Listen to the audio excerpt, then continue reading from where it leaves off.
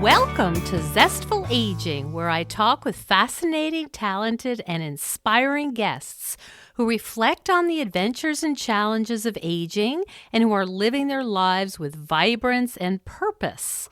I'm your host, Nicole Christina, psychotherapist, writer, and fellow Zestful Ager.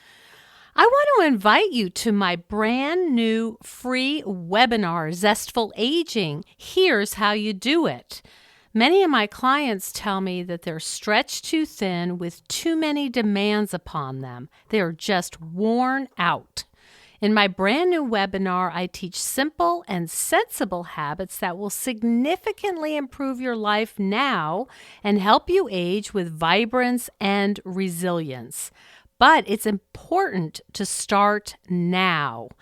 Don't wait until your body's distress signals go from a whisper to a scream. If you've followed me at all, you know I'm not about restrictive diets or boot camps. I believe life can be challenging enough.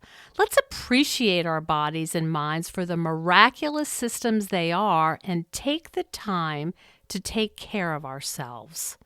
Self-care pays big dividends now and in the future. And being well ourselves is the only way we can help those we love. And if you sign up now, I will send you my super Zestful Aging checklist, which I designed so you have clear guidelines right at your fingertips. The webinar is free. You can sign up at NicoleChristina.com. And as always, I appreciate your feedback. Hello, Zestful Agers. Today I want to tell you the story of my unconventional road to the National Senior Games. When I found out that I had qualified to play tennis in this year's National Senior Games in Albuquerque, it was kind of a dream come true.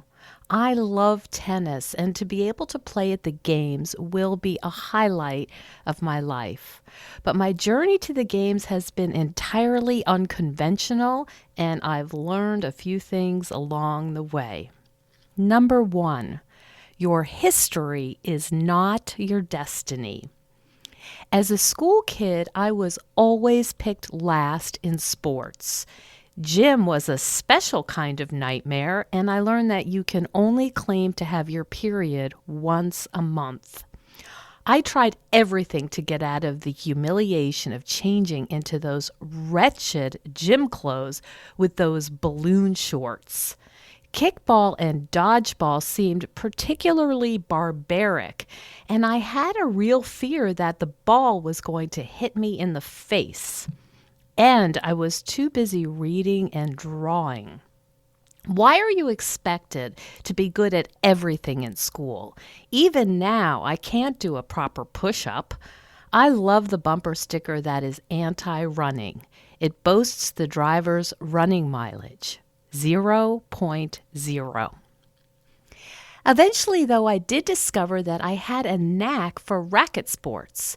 Many evenings, my dad and I played platform tennis when we lived in Connecticut, and I got great pleasure out of beating him, as many teenagers would.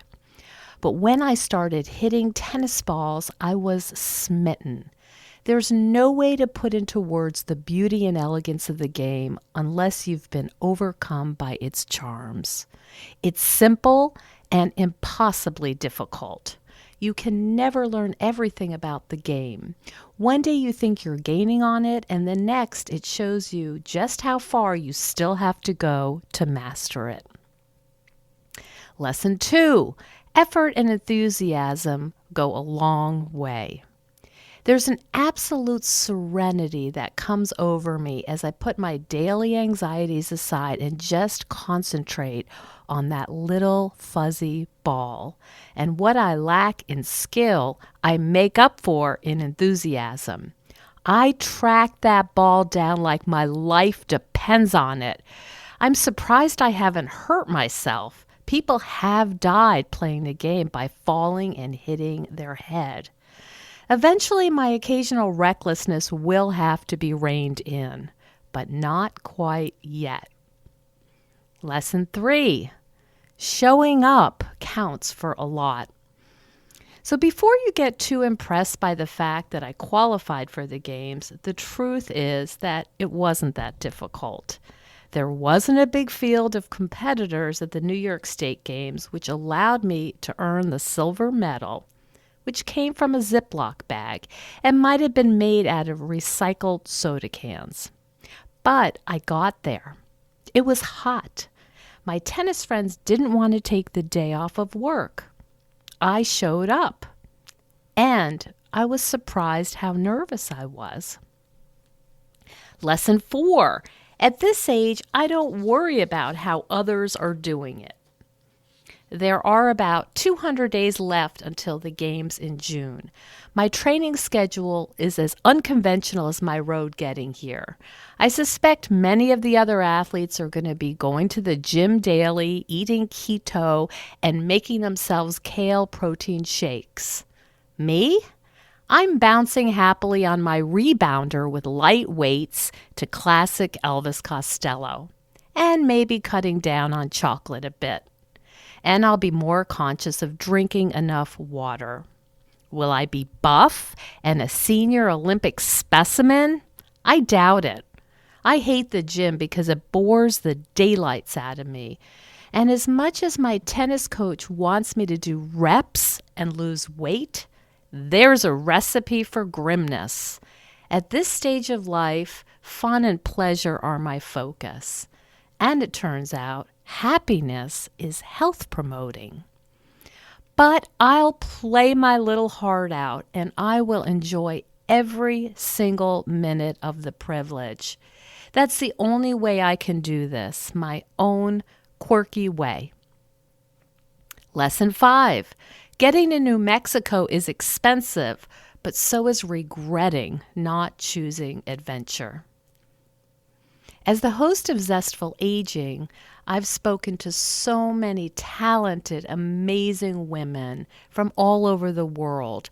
I've heard countless stories of grit and determination. Frankly, it's restored my faith in humankind. There's a clear message I've learned from my guests. You have to take risks, and you may end up looking silly. Many guests have told me that when they're trying to make a decision whether or not to pursue something, they project to the end of their lives and ask themselves, will I regret it if I don't do it?